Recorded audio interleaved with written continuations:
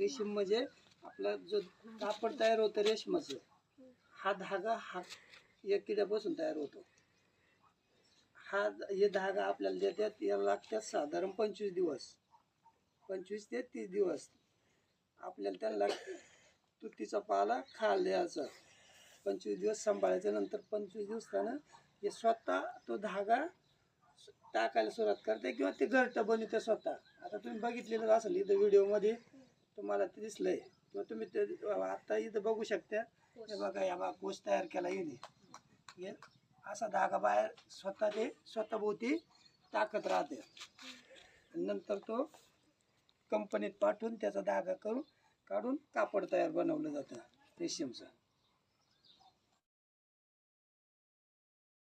त्याच पद्धतीने चालतं.